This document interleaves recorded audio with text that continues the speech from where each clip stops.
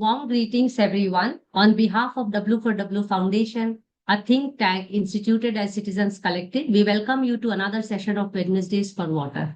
The conversation today is co-hosted by Garbhit Naik Initiative, and it is on From Practice to Policy, Guiding India's Evolving Water Governance. And before we really delve into the session, let me just take you through the brief objective of Wednesdays for Water. The Wednesdays for Water is to engage in conversation with water experts, grassroots practitioners, policymakers, and youth to explore the complex intertwined issues associated with water and the possible solutions they are seeking and working upon. The Wednesdays for Water has expanded since then to have more activities like the Friday Waters and Monday Munching with Women for Water, besides organizing special occasions and online sessions and on-site water workshops, walks and talks, seminars, special courses and conference panels to continue the water conversation. My name is Mansi Bal Bhargav and I am the host for the session today, and I am co-hosted by Ms. Namrata Kabra from Garbhit Naik Initiative, and she will take the session forward. But before that, I would like to introduce to all of you our speakers of the day and also Namrata. In today's session, as we are discussing from practice to policy guiding India's evolving water governance, we have with us speakers Rohit Sharma, Sahil Bhattar, and Ranjan Panda. And I'm really grateful for that they agreed to do this session. And also, I'm extremely grateful to Namrata, first of all, that she really managed to organize this session, which she's going to talk about what is this session is about, how they organized it, and what is there in the session today. But before that, a brief introduction of our speakers. And Namrata here is basically program associated at the Garbhit Naik Initiative and leading the projects on water and climate security with an intersectional gender lens. We have with us Rohit Sharma, who is a PhD candidate at the Indian Institute of Technology, Roorkee, specializing in geospatial technologies for river morphology mapping. His research integrates remote sensing and machine learning to study river platform dynamics and vegetation patterns. We also have Sahil Bhattar, who is the head of people and culture at Pani Foundation, founded by Amir Khan. And since 2016, the organization has successfully implemented grassroots solutions for drought resilience and farmer prosperity across Maharashtra, impacting several people, several villages and farmers. Sahil heads the 150-member dynamic team focusing on capacity building, training, and on-ground implementation. He also heads the foundation's tech efforts, including the development of digital companion to support farmers through cropping cycle. And we have the last speaker of the day, who is Ranjan Panda. Welcome, Ranjan, back to our Wednesdays for Water session. And also he has been our co-host at Friday Waters some years ago. Ranjan Panda is a name well known to all of us, to be honest. He is a sociologist and environmental advocate with 30 plus years of experience and is known in the water and climate sector amongst all of us. He's popularly known as the Waterman of Odisha and a climate crusader in India. He's been a visiting guest faculty at Geneva University, a senior columnist. He co-founded Media Climate Journalism at Oslo Met University and advises global platforms on climate mitigation and disaster displacement. I will keep it short here, and Namrata, over to you for taking the session and guiding us through. And thank you all of you. I'm going to post all the biographies in the chat box. Over to you, Namrata. Thank you, Mansi. Good evening, everyone. Very warm welcome to all of you on behalf of Garbhit Naik Initiative. We are co-hosting the session with W4W Foundation today. This session is part of our launch series of a recent report on From Practice to Policy, Guiding India's Evolving Water Governance. This report is a process of couple of years, 2 to 3 years of research, talking to various practitioners and researchers, lots of field visits across India. But I would still say that even though after all the documentation of this report, it is still only a stage one or step one towards understanding the dynamics of water governance. I would request all of you to bear with me. I'll just glance through some of the key elements of the report for a couple of minutes and then moderate the discussion with our speakers today. All the speakers who are present today have been part of our journey. So once again, extending a warm welcome and thank you for continuing to support us through this process. Mansi, is my screen visible? Yes, visible. All right. Yes, please go ahead. Yeah. So, yeah, this is the report that I'm talking about, From Practice to Policy, Guiding India's Evolving Water Governance. Uh, I'm going to very briefly skim through the elements of the report, because I'll encourage and urge all of you to please glance through it. It's a very colorful, beautiful report. And unlike generally how when we talk about water, we always end up landing in a situation of grim, that there is so many problems, and what do we do, where do we begin, and then feel quite overwhelmed. Honestly, that was the situation while I was leading the research as well. And me and other colleagues at Kubernetes, we thought, let's also look at the solutions, because when we looked at the problems, the solutions have always pre-existed than the problems. And that's where this report then becomes a journey between historical experiences, current modern day practices, and also what do we do moving forward, understanding various different elements, including climate change, that is continuously keeping us all on toes in terms of our weather vagaries that's happening, especially in India and South Asia. In terms of India's water security landscape, there are many elements that needs to be integrated for a real holistic planning of water, or integrated water management system that has been propagated by most leading organizations who have been working on in this space. But for us, we thought these five elements really come out to be the most crucial elements that must be there in all the water management systems or practices, which is starting with gender. I'm not going to go deeper into this, but in the report, we have documented a lot of elements which include data points about gender and how it still continues to impact women differently, both in cities and in rural areas. Then there is elements of community and livelihood. We all know how communities are dependent and also are stewards of water management systems, and their ownership really makes the difference in terms of the longevity of practices. Water, energy, and food nexus, which is the key element of our economy of the country, is dependent on water, and that also needs to be integrated while we are looking at these practices. Groundwater and aquifer recharge, while it's mostly invisible, I think Rohit might talk more about it. It is invisible, but it is the lifeline of India, and we end up using groundwater the most. And in terms of climate risk and resilience, again, these are changing various many factors, and that also needs to be integrated with our understanding with, because today there is a situation where certain parts of the country might be receiving lesser rainfall, but because of intense and frequent changes in the weather systems, climate change becomes an important factor to integrate and be prepared for what comes next. Glance through. Well, I promise that it would be a colorful picture. These are the colors of the India's 10 different biogeographies, very beautifully made by Rohit for us. The 10 biogeographies, and then these were the practices that we mapped, which were traditional water harvesting practices, and we realized all or most of the traditional water practices have been on rainwater harvesting. While the principle is same, that all of them are harvesting rain, because India and the larger South Asian subcontinent actually depends heavily or completely on monsoons and glacial melt in the Himalayas. The systems have always existed. People have always learned to adapt to the changing seasonality and the rainfall, and created different systems that work within their biogeographies. So while it is rainwater harvesting, but the structures, design, materials used for the structures, all of them completely vary from each other, and therefore we cannot really copy paste one kind of practice to the another.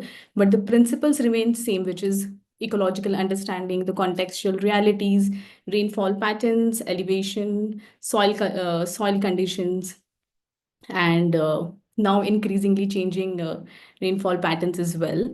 So this was a documentation. Some of these continue to exist, and there is definitely a need to revive most of them.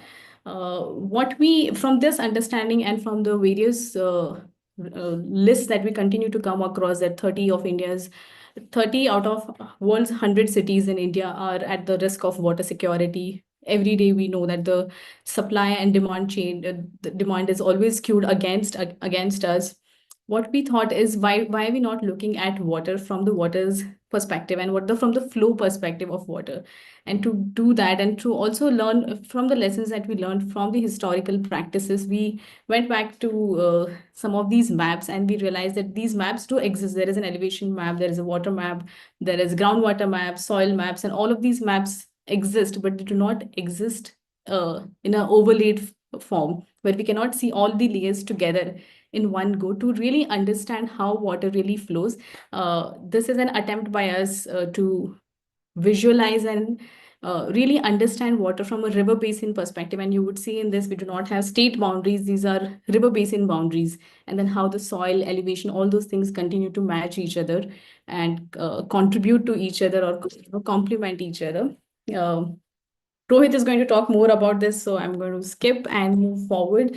While we've looked at the historical practices and what needs to be done in terms of understanding water from a hydrological perspective, we also try to look at what are the current examples that exist that are already doing so much with the same kind of understanding. And these were 10 different practices, no particular reason why these practices were adopted, but one common thing that all of these include community and ecosystem based approach. And I would say that it was very difficult to narrow down to 10 practices, because while I was doing field visits with my colleague, we found so many practices and we wanted to restrain only to 10, so that just to highlight the elements that within different biogeographies, what are the principles that we can learn and share, and what really needs to be done in terms of both historical and current day realities. I'm going to take you through just three studies very briefly. The first is Chokha system. This is in the Lapodia village of Rajasthan, an arid region where you cannot basically have big ponds because they will dry out. So looking at the soil conditions, they have invented this particular method. This is not very old, 40 to 50 years old. This method has been existing, and today when last year when I visited these sites, we saw there's a complete transformation of the region with a lot of water security compared to what it was before. These are square pits with not very huge depth, but then they use the elevation to ensure that from one pit to another the water flows, and different pits are meant for different reasons, for farming, drinking water, and for, of course, the main aspect of livelihood, which is for cattle. The next system I would like to show is from the western part to in the extreme east of India, which is in Nagaland. This Ruza Zabo system this is part of actually you would see the system in the historical practices as well. It's a very age-old practice, which is just a little bit fine-tuned to modern day realities. This is in a region of rain shadow mountains of Nagaland. We tend to believe that the entire region in the northeast would be having equal amount of rains, but there are certain areas which fall in the rain shadow regions, and there they have created some of these systems where holding water in this particular format, you can see, and through the holding of water, they continue to grow paddy and horticulture for themselves. All of these are done by communities. There is frequent, every year on year, there needs to be changes into this, which the communities continue to co-develop, which has been successfully working for them. And lastly, ice stupas. This, I think every one of us has seen and extremely proud of. It's India's ingenious method of uh, having a water storage system in a cold desert like Ladakh, which has now been also adopted in different parts of the world. So my point really is that all of these again are rainwater harvesting systems, but they differ in the structure and the design and principles based on their contextual realities, which includes some of the principles that we have tried to map, and Rohit is going to highlight on them. But lastly, would end with saying that to really build a water and climate secure India, we would need to look at using an ecosystem-based approach to water management, which integrates not both, three social, economical, and ecological dimensions. And for that, the three key elements we find is looking at water from a hydrological boundaries perspective, so that we understand how it flows and what needs to be done in terms of where we want to place our practice and use the best based on the natural characteristics of water. The second element is on the governance aspect, which is also guided by the hydrological boundaries, but more of a bioregional, which includes integration of culture, social, and other elements that people continue to engage with ecosystems. So the principles of bioregionalism, and lastly, but not the least, rights-based approach, wherein we talk about both rights of people, communities, and also the rights of nature, that is the water ecosystem in itself. So I will try to stop. I'll stop here and invite invite Rohit to share about the maps that he has built for us. Rohit might also, in the due course, I'll also place the question before you, if that's all right, Rohit. Through your presentation, please try to mention what is the need and role of GIS mapping in resource management and decision making. What kind of role it plays, and how do you envision these maps to serve as a tool for advancing bioregional understanding of our ecosystems? Over to you, Rohit. Okay. Thank you, Namrata. I hope my screen is visible.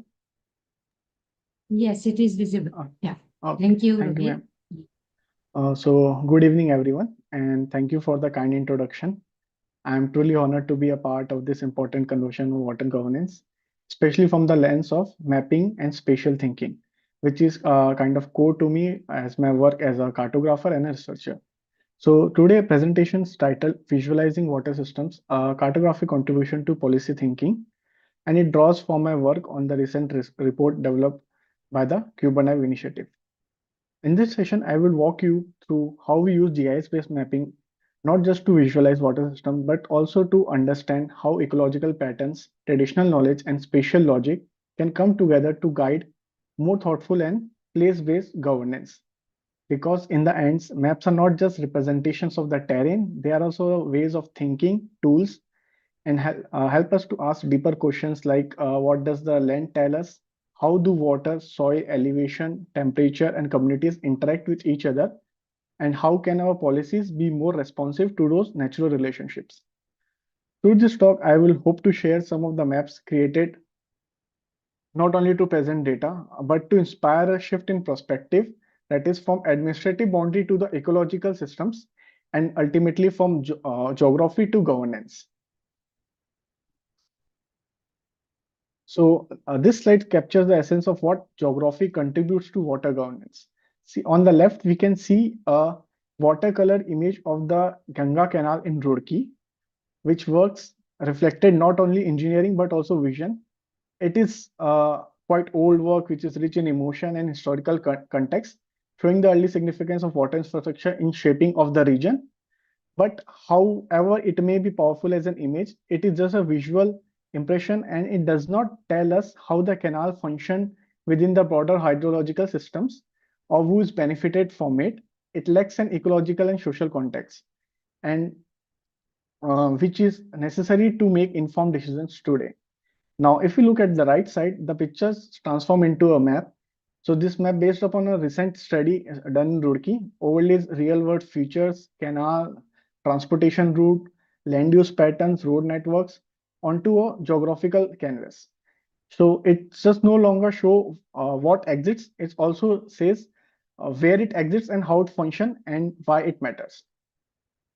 So what turns a image into a map is not just simply the location, it is the addition of relationship, logic, and purpose. So these key transformations from something that merely shows to something that explains. And once that transformation happens, a map becomes much more than an illustration. A good map help us to think within the landscape. It reveals pattern and which we might otherwise miss, connects scattered data points, and turns complex realities into something which we can act upon. It became just not just a tool for observation, but also it is a good tool for insightful and decision making. And when a good map is made, it does not serve we as a researchers or policymakers. They can also engage the communities, the NGO planners, and even students to make their decisions in a better way. Coming up next is these are some of the I will be showing some of the maps which I have prepared for the report. So this is where the core of the cartographic logics lies. So when we think about the water governance and resource planning, it is no longer effective to look at the environmental features in isolation. What we need to see is to how various elements like elevation, soil, texture, rainfall, river systems work together across the landscape. That's what GIS allows us to do. That's it gives us the ability to observe how the land behaves, how river moves, how soil drains, and also how human settlement grows, which is critical to study because it impacts a great result on the river ecosystem. On the left side, we are looking at kind of composite map that brings together elevation, basin, watershed boundaries, wetlands, and also stellar order. So it helps to answer essential questions like uh, the stellar order or the stream order, like where the water flows, what are the gradients, and which areas are likely to receive or lose water fastest. So I'll just go through a bit like what stellar order means. So it is a way of classifying stream based upon their position of river hierarchy. A first order stream is usually a small canal near the origin of the flow. With two first order streams meeting, they form a second order stream. And this continues upwards until we get a eight order stream like the Ganges and the Brahmaputra, which are very vast and heavily fed systems. So this classification is not just important from the academic point of view, but it also tells us about the water volume, flow intensity, flood potential, and also even the sediment transport in the rivers. For an instance, in Himalayas, where we have a dense network of high order streams, particularly in the Brahmaputra basins, which help us to explain the intensification of monsoon runoff and dynamic natures in the floodplains of Assam. Similarly, goes for the Ganges in the case of Uttar Pradesh and Bihar. So in this contrast, in central India, we have Mahanadi and Narmada, which flows through broad plateaus, and we often see moderate stream orders till 4 or 5. The flow here is less forceful, but the challenge shift towards to groundwater recharge. Especially, the region has hard rock regions which have low infiltration values. So on the right side, we have added the soil texture as the base. And this brings another layer of understanding when we see both the maps together. The different soil types we have are like clay, loamy, sandy, silty. And understanding these different soil types is important because it tells us how the water moves through it, how long it will stay, and how it is stored. For example, in Gangetic Plains, which is rich alluvial soil with flat topography and a dense network of river network, makes surface water storage like ponds and canals highly efficient. But the same principle can't go into the Bundelkhand region, where we have sandy skeleton soils over undulating terrain. So here maybe like check dams or contour trenches be more suitable. So that's why understanding soil also is important here. Okay, so on this slide, I have presented two animated sequence that show how rainfall patterns evolved across India during the year 2022. So this is not just static maps, it is kind of temporal visualization, one map for each month. The left map combines like various environment variables like elevation, river network, basins, boundaries, and water bodies, while with monthly rainfall. On the right hand version is a simplified versions with the base help to understand the rainfall distributions stand out more clearly in that. It is important here isn't just what we see, it is a kind of temporal mapping enables. So GIS is often confused with tool for creating flat or 2D maps, but it is even like multi-dimensional. It helps us to capture the space, time, scale, and context all in one framework. So this rainfall animations are a kind of perfect example, which allow us not to ask how much the rain has happened, but where it has happened, at what duration it has happened, and in order to understand what should be the runoff or recharge in the rivers after the happening of that rainfall event. but unfortunately we can't have these maps in the report because they are in 2D format. Coming up next. So this is generally the heart of the report where geography, tradition, and innovations come together. So one of the biggest limitation in how we currently plan for water and other natural resources, especially in government frameworks, is we often rely on the administrative boundaries. But nature does not respect those. So river will not follow a district boundary and it will stop at the district boundary. It will flows. So they have their own boundaries.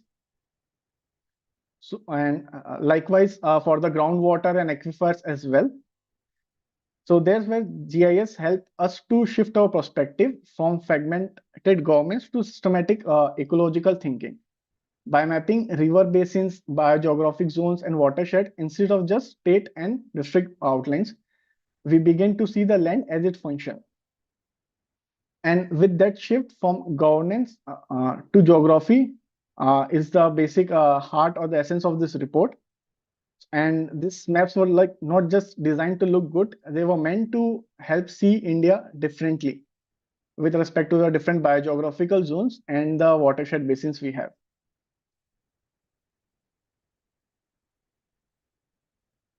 Okay. So here on the left, we have the traditional rainwater harvesting systems, methods which were developed over centuries and which is preserved beautifully by the local communities. And they have kept in mind the different soil conditions, slope, and climate. But on the right, we have tried to pick up a few common or which we could picked up. So both of the maps are overlaid with the biogeographic zones. And I'm going to take some example like the Khadin system in Rajasthan. It is built for shallow rocky soils and very little rainfall. Trying to apply that directly in Eastern Himalayas would fail, whereas Aptani system in Arunachal Pradesh is a unique blend of paddy cultivation and fish farming in the valley bottoms, which won't make sense in semi-arid conditions. So once we have these systems with their ecological context, we start to see it more meaningful patterns like the Western Ghats, where there are steep terrains with high rainfall, naturally supporting spring shed recharge and forest-based water retention. The semi-arid Deccan Plateau is home to tank systems, check dams, and percolation pits. Because to store the water, we need hard rock aquifers. But on the right side, we have marked a few recent innovations like the ice stupas in Ladakh, the mega watershed project in Chhattisgarh, and others. So these are the modern, often policy-driven solutions, but they all reflect the same ecological reasoning that traditional systems were built on. What we are doing here essentially is creating a timeline of adaptation, a way to understand how communities have historically and continued to respond to challenges of water security and variability through grounded and place-based solutions. So thank you for your attention and time. So it was my privilege to share the thinking and process behind the maps created for this report. And through this journey, like we have seen how mapping with ecological logic, valuing traditional knowledge and focusing on systems rather than boundaries can help us share local language for policy and planning. Thank you. Thank you, Rohit, for taking us through that. I think so. Ranjanda has just mentioned to me there is a medical emergency, so he might be available only for a short intervention. So I'll just, Sahil, I'll just call you up next. First, I'll try to No get problem at all. some initial Of remarks, course. Ranjanda. So Ranjanda, are you able to turn your camera on, or if not, that's also fine. Oh, yeah. Thank you. Thank you so much. Okay, yeah. Hello. Nice to see you. And I think, yeah, your description is already given, the waterman of Odisha. I will try to be brief in my intervention on for the question is, Ranjana, how from your experiences, how would you say that, why is the understanding of biogeography and geomorphologies important, which we are seeing these days kind of missing in some of the interventions in terms of water structures and infrastructures and storage methods, that some of these understanding is missing, even something as simple as soil and the variation in different soil conditions across India. We are, losing some of these understanding. Why it is important, especially for water and in the context of climate realities. If you can throw some light, because I know your work largely revolves around climate change, and water is one of the key area where we can see the manifestations of climate change. So in that context, if you could throw some light on the knowledge systems that needs to be now changed based on these understanding. Over to you. Thank you. Thank you, Namrata, and sorry, Sahil, I have to, jump, No need jump to the schedule. apologize at all. So I have to rush for something. Yeah, actually, Namrata, I take it from a different route. The problem is basically, even if we see the evolution of water policies and water plans in the country, so there's a point of time we did not have climate change factored in, or all of that. But then gradually, when even policymakers started to understand that okay, climate change is such a huge problem, uh, then unfortunately, I would say the water debate or the water domain moved in a direction which actually forgot the kind of the traditional knowledge systems we had in our country. Very, very vast, very diverse, very geo-ecological, very geo-ecology specific. Uh, One problem that I see here is, yeah, uh, water has been restricted or shrunk to a subject which is a civil engineering subject. So kind of every solution is looked into through concretes. And if you look into for example, very basic structures being built under Manrega or other initiatives, or even flood embankments for that matter nowadays. Or, even when they talk about the sea walls. So some of the local, geomorphological and other factors are not considered. It's sort of a bulldozing attitude of, of concrete. So you just go on like what is also happening to the riverfront development, issues. So I think while it is very important to understand the geo morphological aspects and to bring up the bioregionalism, concepts that existed in the society. Uh, while it is very important, it is also very important to see that we have actually lost a generation of knowledge. Like I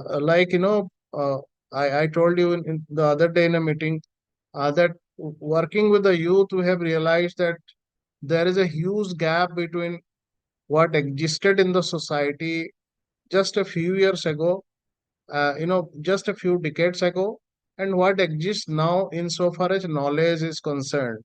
Any ODIA person, for example, before 20 years, was conversant on how the rainfall has actually changed, and how the rainfall was supposed to be harvested in different geographies.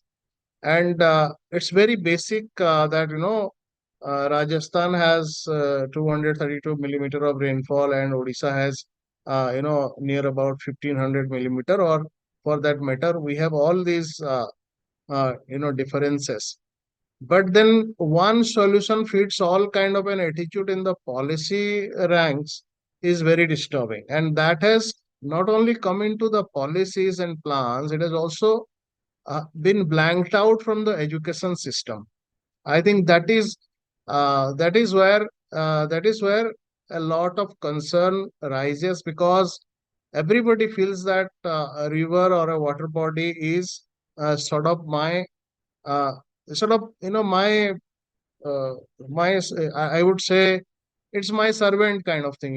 It's a commodity that I can put on charge whenever I like, and I can lose it the moment I feel, and the next moment I would just dig it off and say that okay, I need a water body. So I think the traditionality of these resources, why they exist where, is something, and what Rohit's maps also have in a way reflected, is why a Mettur dam is different than a Hirakud dam is something very difficult for people to understand. But but it should not be difficult for the policymakers to understand. And it should not be like one dam here is like the same the other dam there. So it's not and when it comes to water conflict, for example, studying the Mahanadi conflict, I saw governments, sort of come up with these ideas only when they want their share of water. The arguments, ecological presence of a geography or ecological identity, or even identity of a geography is invoked when you have uh, restricted access to your share of water, as if water is at your service, and you are like you have to bring that to action when you need that. And only then you find that okay, Chilika is an ecosystem, you find Bhitarkanika is an ecosystem which needs water, and you cannot dam.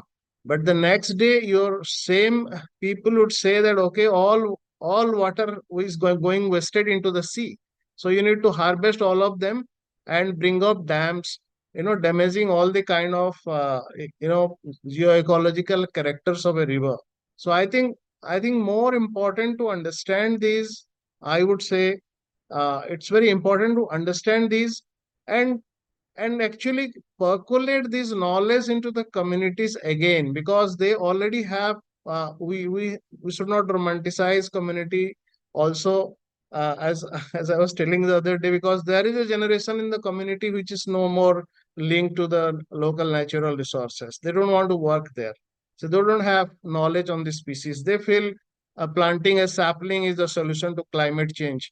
So it's like not respecting the natural forest, its historic relevance, but then planting a sapling. So this gap that has already existed is something that concerns me, and I think this kind of efforts to not only map bioregionalism, or bringing in all the integrated sort of components of a river basin planning or water planning or a water security planning, which is very important, definitely for people like us, for governments, for policymakers.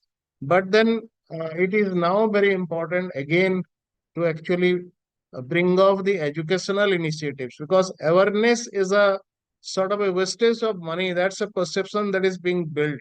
So delivery of services, you just put in some money and some output will come out. I think that's the attitude that has gone down into systems. So everything, nature has to be tuned in a way that tomorrow you plant a sapling today, and tomorrow there is a huge tree that has to come up. So kind of same with water bodies, same with, you don't tolerate a river which is dry. For example, you don't tolerate a water body which is dry. You have to dump something out there, because if there is no water, then it's not a river at that particular time during the summer. So understanding the relationship of river with seasons is something also very important. And I think all this needs to come back somehow in a very, very systematic way. So I think I would just like to intervene that much. Thank you so much. Thank you, Ranjana, for bringing those elements, and it actually connects very well with Sahil now. At Pani Foundation's work has been on. It has been focused very much on communications, and I've seen myself as been part of the field study and also part of the trainings that you have conducted, Sahil. So I think the power of communication, you could speak more about that. But also, if you could also highlight when you select a particular practice, I know you're working only, the Pani Foundation is working only in Maharashtra, but while identifying a practice, how do you, what are the priority areas that you pick? And also, because I'm going to club my second question in the interest of time, which is while we're talking about community-based practices, community-based practices, or community-led practices, we do not by any means say that the centralized systems are not required or are no useful. So I want to see if there are any examples where there is a combination or complementary role of community systems with the centralized water systems, and how they can, if they can coexist, how it can. So yeah, over to you, Sahil. Great.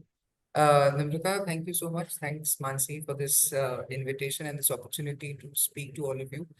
On the outset, I must confess, Namrata, that these are extremely technical questions, and I feel kind of out of depth, especially to follow Ranjana and Rohit with such meticulously drawn out maps and big words.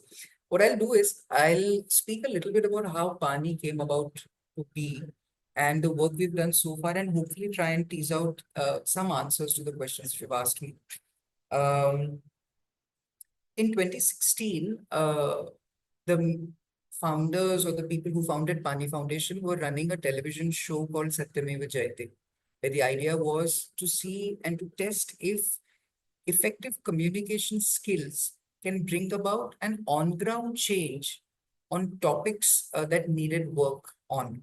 That included female infanticide, feticide, dowry, health changes, all kinds of issues, right? So after 3 seasons of focusing on various social issues, one of the episodes that the team had worked on was that of water. And while working on water, the extensive research that the team of the television show had made threw up two very important learnings. First and foremost, that the issue of water, the issue of drought that is so acutely faced in the state where I live in, which is Maharashtra, is in fact a man-made calamity. It's not a natural occurrence, it's a man-made calamity. And the second realization, which flows from the first, is that if humans can create a problem, they potentially also can solve the problem, right? So with this intention, we started digging deeper into the problem of drought in Maharashtra, which is almost as old as the state of Maharashtra itself. And while we were researching, we realized that like the issue has existed for a very long time, so have a couple of oases of solutions also always existed. So that is the case of Hivre Bazar and Ralegan City, where effective watershed development work had made these villages resistant to drought, whereas the neighboring village, which has received the same amount of rainfall, is dependent on tanker water. This led to cattle dying, people migrating from one village to the other, all kinds of issues that come about because of drought. So we realized that there is technical know-how. We have proven solutions to solve the issue of drought, but there's no scale. When you speak about examples of drought-resistant villages in Maharashtra, there are only about a handful that you can name. But the state of Maharashtra is so huge. Why is it that then, if one solution has been proven to be successful over years, has it not been implemented elsewhere as well?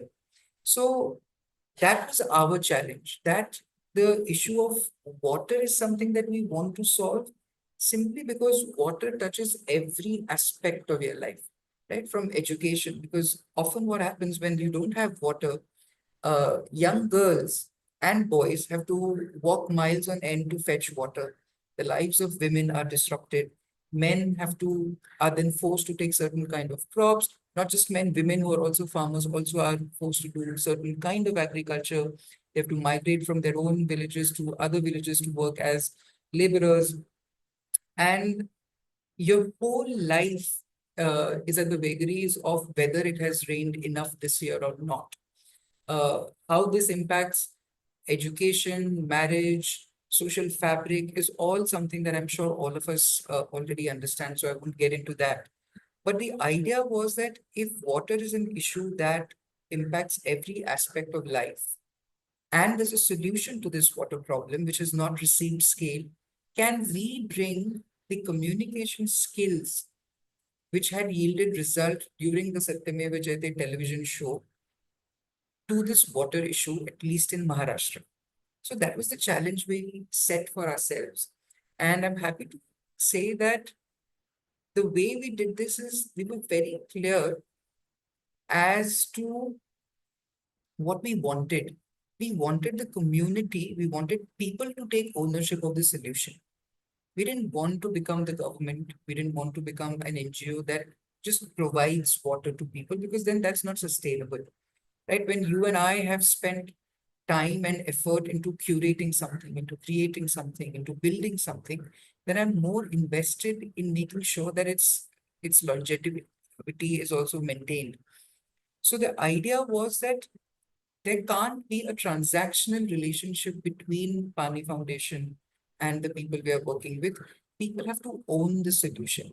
And CEO of Pani Foundation, Satyajit Bhatkar, has this story which he very proudly narrates every single time. And I think I want to tell you that story.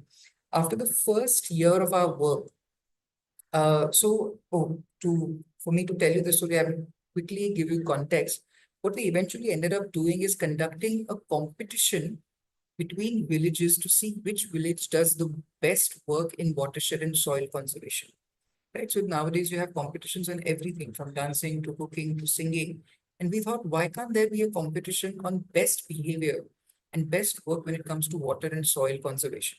So we created a competition where Pani Foundation would provide technical and social training, create an atmosphere of competition, do technical and social handholding, and heavily invest in bringing together other people who can help the villagers solve the problems for themselves. So there was never an exchange of a single rupee between Pani Foundation and villagers or Gram Panchayats or what have you. So after the first year of the competition, Satya traveled extensively across the geography where we were working uh, to learn from the farmers that or the villagers that what worked and what did not work. This used to be like 3 hour long meeting, and Satya would sit with his notepad, diligently taking notes. And villager after villager would speak and really share emotional stories of what all they had done to do watershed work in their village. Some people have had to sell their jewelry. Some people have had to postpone weddings and education just so that they could use whatever little money that they had in the process of digging these trenches and other watershed structures. So, many people came and spoke about how, we gave up this opportunity, sold this and that, and they voiced this, that Pani Foundation, who's funded by, all these corporates, should think about returning this money that we have put into building watershed structures into our villages. So Satya heard them, all of them. When everybody had finished speaking, Satya got up and said, "Namaste, thank you so much. This was such a rich experience for me. Thank you so much for coming and sharing so generously. I'll take your leave now."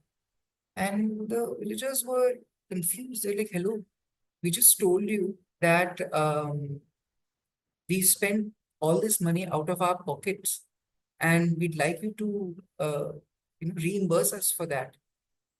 And Satya said, "That is something that I can't do. Because if I had given you money from day one, would you have been able to come here, sit down for 3 hours and tell me all the things that I did incorrectly, all the things that you really enjoyed? The relationship between us would have been completely different had there been a transactional relationship with them."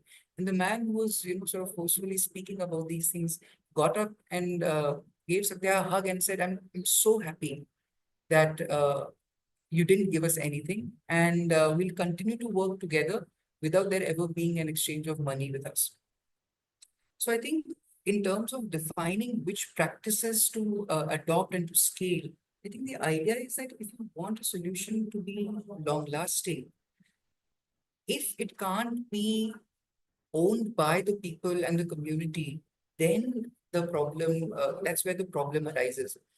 Taking off from here, over the past 8 years, we've been working in the state of Maharashtra, where after 4 years of watershed development work via the Water Cup competition, which again, like Rohit and Ranjan mentioned, focused entirely on the supply side of water. This is rainwater harvesting in a much bigger scale. But the problem of water doesn't stop here, right? Just because you have ensured supply doesn't mean that you have effectively managed water. Because like I said, drought is a man-made calamity. And the calamity comes into being primarily because we don't manage our water in the same way as we manage our money, perhaps, right? So, and to manage water, you really have to then enter agriculture, which is where 90% of all water on the world is used. So in the past 4 years, we've been working in agriculture where again we've realized that just like water, the problem of agriculture and farmers can't be solved single-handedly by one agency or government or one institution. It is only when farmers come together and do collective farming that they can increase their power, gain access to knowledge, bring down cost of production, increase productivity, adopt better practices. And through these Farmer Cup, so there was Water Cup, and now we've been running this competition called Farmer Cup. We've seen the same results where collectivized people, when they use science and technology to gain knowledge and implement scientific solutions, the results are for them to see. And in both these movements on water and agriculture, and I shouldn't say these two separate movements as though they're mutually exclusive. The second has flown from first. I quite like what Ranjan said about water being reduced to an engineering subject. And it's not, while we're continuing to, I mean, since we're focusing on agriculture doesn't mean that we've abandoned water. In fact, agriculture is just another way of making sure that the issue of water is really at the center of what we do and think. In all our efforts, Namrata, you mentioned how gender is an important issue and climate change is an important issue. All these are very critical. However, the way we have experienced it in the work we've done is that naturally women are at the forefront of these movements, because whose lives are disrupted most because of unavailability of water? It is unfairly the women who have to suffer more. Even in agriculture, men, when you think of a farmer, you think of a man. Yeah. But And really, most agricultural work is done by women in India. about And 70-80%. absolutely, 70 to 80% of all agricultural activities are done by women. The decisions of what to sow and at what price to sell are still taken by men, which are two activities as opposed to the 98 others that women are doing. So women have naturally come forward in these movements and have made this movement their own. They've seen the fact that when 11 and 15 women come together, there's a sisterhood that's developing. Women from the same village who had known about each other's existence, but had never really interacted with one another. When they come together, they are not only talking about agriculture anymore. They're talking about everything else in their lives. The education of children and what development they want for their village and all sorts of things. So in terms of approach and principles, this has been our approach. And as far as your second question is concerned, is there a way that Yes. top-down and local? Sorry, am I running out of time? Yeah, I can yeah. stop here. No, yeah. If you can very briefly close it out so that we can allow for a couple of questions. Absolutely. I'll just say the answer to your question, that can they both coexist, top sort of central solutions and local solutions? Pani's experience says that they 100% can coexist. In fact, we are working with the government of Maharashtra this year on a project called Project on Climate Resilient Agriculture called POKRA, where it's a wonderfully designed scheme backed by World Bank, where the focus is on natural resource management and agriculture. But they've also realized that just because there is enough money in schemes to be given out doesn't mean that the actual work is going to happen. For actual work to happen, money can't solve the problem, people solve the problem. So people having to come together is non-negotiable, no matter whether you have money or you don't have money. So we've partnered with Pokra to build a people's movement from below so that they can make the right decisions and use the schemes that the government has brought for them. So the answer to that question is yes. Thank you so much. Thank you. No, thank you so much. And I think the power of communication also can be seen the way you have explained some of these issues so nicely. So I'll just check with Ritu, or maybe in the interest of time, I'll just raise Ritu's question and direct it to Rohit. Rohit, if you can answer this question, which talks about, so Ritu is asking, how do we map fluidity? We still we still talk about boundaries and British cartographic methods for our understanding for water. Hydrological maps are a good encouraging step, but a 360-degree turn in vision is needed to interpret this in policies. So, how would you respond to this question? Yes, that's a nice question from Ritu. Thank you for the question. So yeah, she is absolutely right. Like yes, most of our ancient maps are based. They prioritize political boundaries more instead of geographical boundaries or what the watersheds. So yes, there need to be a like 360-degree shift in the approach where we need to individualize each and every stream and look at the watershed where it is draining its water from, what soil characteristics are there, how the rainfall pattern is there for the over period of time, and like this, like we have to yes make a like 3-degree shift in our approach, and then we can maybe better manage our water resources that we have. Okay. Ritu, do you have anything to respond to that, or we can then otherwise Yes, move to next? thank you for all the presentations. It's a very, dear topic to me because I had my PhD working on this aspect as well. How do you map fluidity and how do you bring all of this together in a framework? My one concern is that when we talk about cartography, it's always issuing boundaries to all the elements of nature. So, in a way, trying to control nature in a particular manner. And that's probably the root cause of all the issues that we are facing currently.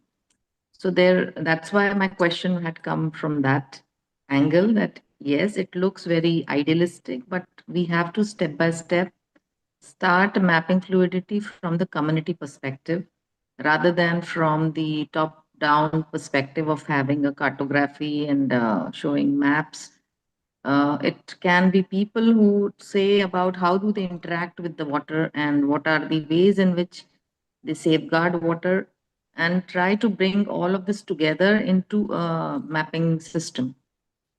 True. Yeah, I think the Definitely. documentation of practices is a bit of an attempt on that. But thank you for your question and look Thank you forward so to your work. Maybe we can just take Mansi, can we take one more question? And then Yes, we will continue. Yeah, thank you, Namrata. I see Steve has some point, yes, and then Suresh, we can take them. Yeah, Steve, go ahead. yeah. Maybe Sahil can respond to that. Yeah. Yeah, thank you. It was mainly aimed at Sahil. So I had a much bigger framework. I'll shrink this right down to just the accuracy of communication. So, for example, when people, so school kids, for instance, I was working with school kids in Pune earlier this year and trying to talk about what things live in a river. But in school, they could be taught that snails do not live in rivers because the education board dictate that that is a correct answer to a question in the curriculum. And then also, so what I see all the time in the media with my thing is Marcia fish, for those who don't know. And very often you see in a news report, Marcia species Marcia is a threatened species, which is scientifically incorrect and conservationally also incorrect. So how do we find ways to address these miscommunications, because if they're coming through official education and they're coming through the daily media, that takes us way beyond the little groups that we create in our localities to, this is the national framework that we need to address. Yeah, thank you so much for that question, Steve. In fact, I must say that in our research, whether it was for watershed work or for agricultural standard operating procedures, we also discovered the same thing, that at least in Maharashtra, there were these age-old beliefs that this is just how it works, and it had no scientific backing to it. So for years and years and generations on, we've been doing things just because that's how my grandfather did it and his grandfather did it. And the way we tackled these sort of misconceptions or misinformation was to really work with subject matter experts. So when we were working in watershed development, we worked with experts in aquifers and water. And while we're working in agriculture right now, we're working with agricultural universities and the top scientists with them. And the way we also work with them is to really test whether a recommendation or a suggestion holds true in the field. It's one thing to do academic research and a completely different thing to, communicate that to a farmer whose livelihood depends on it. So then only those tried and tested techniques by Pani Foundation and a significant number of farmers is what is taken to farmers at large. We make several films, short communication pieces, bite-sized films to popularize the right information. And I think the only way we can dispel misinformation is if we can show the true result and success of the right information. If there are enough success stories of, hey, if you follow these set of SOPs to do this kind of work, and this is the impact that they can yield, if people can see more farmers and villagers like themselves adopting something new, which is scientifically proven and benefit from it, more people would be willing to perhaps dispel the media-fed misinformation and move towards scientific knowledge. I hope that answers your question. Yeah, thank you, Sahil. And also, the information in the kind of languages that people understand also is very important. We've seen Pani doing most of the videos in local language, that is Marathi, which also is very useful then. And Suresh, do you want to interject your question? Yeah.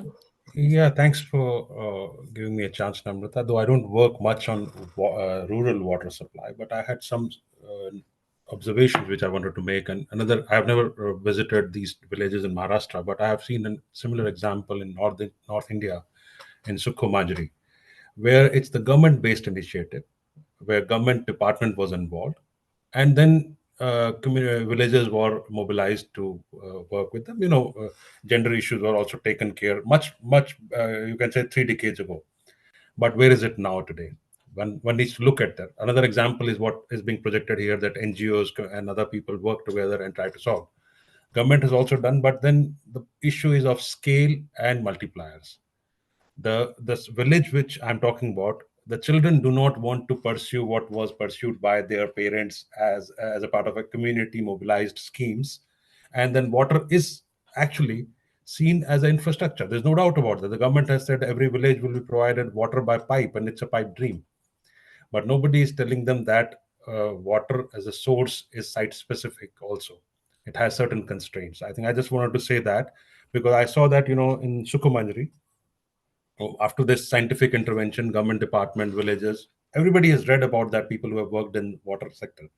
But people should also go back and visit and see that the young children now, they have enough resources, they have money, they don't want to pursue those nature-based solutions. They want a comfortable infrastructure. And with generation also, these things change. So just wanted to have reaction for people who are still continuing to work in these villages, trying to say, but there's an institutionalization of water, and the water cycle is broken even in rural areas, not just in urban areas now. With this intervention, which is at a scale, what is happening is across the country, all villages will be provided pipe water supply. Thank you very much. No, thank you so much, Sureshji, for that intervention. And that's very true, which we could see from our field visits. Also, most young people have different aspirations and ambitions, and that is, I think, exactly same thing that Ranjinda was also mentioning. There's a generation which has now not connected with the same, and therefore they do not know these intricacies of why and how these things are interrelated. How even and water relates. We have been talking about how water relates with our economic aspect of things, but it also is deeply a cultural experience. Our languages are based on the way the rivers have, formed or flown in different regions. So all of this needs to be communicated again, I would say. Like But I would say that if you see the number of communication mediums and the information available in those times to people, and today what is available through social media, even in villages, is much more than the material which was available Yes. earlier.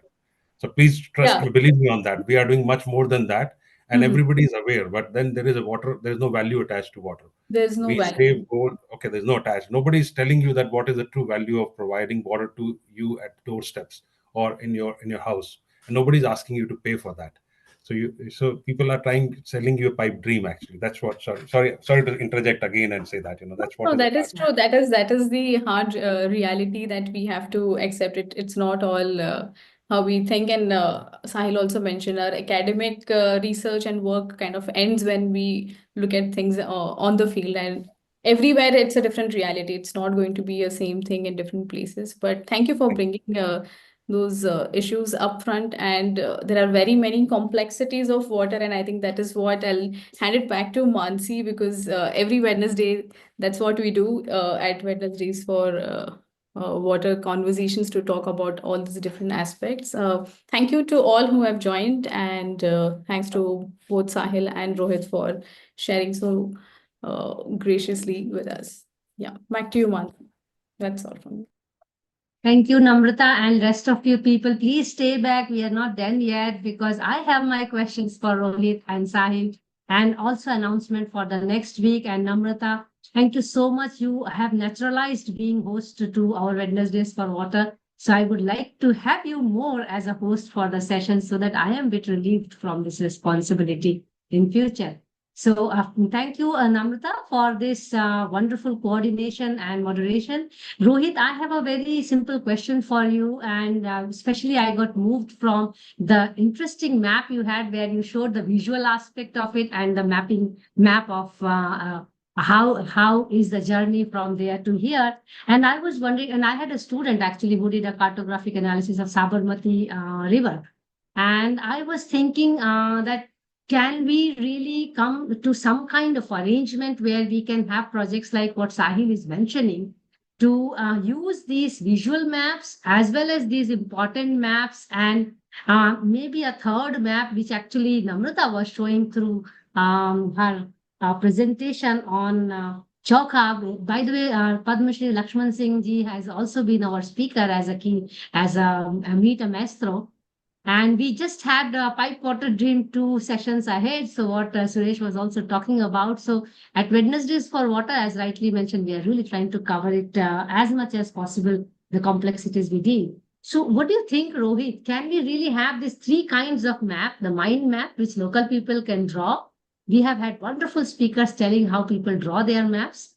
Then what you showed through the two spectrum of maps, so that the maps, I think maps are extremely important tools for institutional memory to be conserved for future. Where do you Yes. see we are heading for in terms of maps? Yes.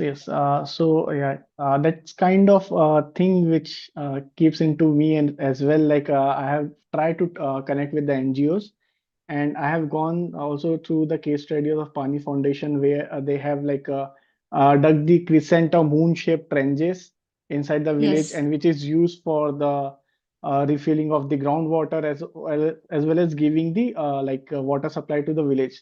So I have noticed an interesting thing in that, like we have historic satellite images from the year 1972, and right now, like with the advancement in technology and all, we are getting higher resolution images, so we can see the features better on the surface of the Earth.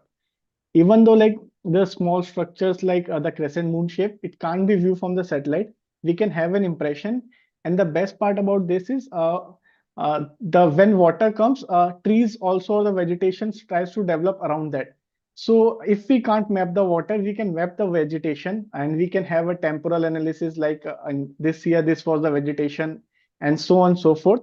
And this can really inspire the local people if we can show them this maps. Okay, this was your village Yes. 10 years ago, 15 years ago, and by practicing this technique, the vegetation has come up, so it will be helpful for them as well. I think I will pose this question a little bit differently to Sahil, as you were talking about communication, and because I am more keen on really having this institutional memory, especially because we are talking about that a generation gap is coming up. So it's extremely important, and that's why we also started Wednesdays for Water, that the knowledge can be conserved in a layperson language. So at Wednesdays for Water, we are usually using the hard science and bringing it to a simple way, although we are still limited by the language of using English only. But having said that, Sahil, where do you see people appreciating? Because I know we are more proponents of action people than proponents of knowledge. So I mean, organizations like Pani Foundation has to really help us see the marriage of action and knowledge in terms of documenting and disseminating the work. If this can be done in 10 villages, maybe the method will be different. But if it is documented and can be used, as I was very impressed by Satyamev Jayate myself, and that can be used as a model to show to other states and other places. How do you think people are ready in terms of documenting their work? And also, I think it's also taking pride and acknowledgement and appreciation comes with documentation. If Pani was not telling us to us, how would we know that this happened? That is the power of documentation and dissemination, because there are works happening all over the country. And now we are talking about documenting and listening. Where do you think the people are in your impact area? How much they are pro taking the knowledge to their fellow citizens? I think they are very pro sharing the knowledge and their experience. I think this idea that knowledge has to be safeguarded and gate kept, gatekeeping has to be a thing. We've really not seen that in the work we've done. I just want to quickly make one distinction, Mansi, that it's Yes. not that there's action versus knowledge. They're not antagonistic in No. nature. There is no action without knowledge, because that's when Yes. then you end up in situations It's like like a Steve was dream and vision. describing. Yes. Yeah, because without the right knowledge, what action are you going to take? So, in fact, the challenge for all of us is to utilize the excellent academic research that's happening and that has happened, and to really bridge the gap between the research and practice. And how do we do that? As far as documenting and sharing is concerned, we have seen so many of the villages that have now become drought resistant, inviting other villages, come, let us show you this. The way we also did it was, say, in year one, we worked in 3 talukas, or 3 blocks. The following year, we worked in 30 blocks. So all our work begins with a residential training. So we designed a residential training and host it in a village which was drought stricken the previous year. And because of collective action, this year has become drought resistant. So then the participants who come from other villages get to see what the village has done. There's a whole session conducted with the villagers. How did you do it? Why did you do it? What were the challenges that you faced? So this sharing of knowledge, I cannot tell you how important it is. No matter how many times you and I misspeak with fancy slides and in English about any of this, but unless and until a farmer hears it from another farmer, or perhaps an academic hears it from another academic, we're not really going to be moved to take action. So I think people who have tasted the success of their hard work are very keen on documenting their journeys and are very willing to share it with others, because I think everybody wants that, we should all be prosperous while making sure that so is environment. So in our experience, this documenting and sharing has been a fantastic experience for us. Thank you. Thank you so much, all of you. And thanks for your patience, everyone.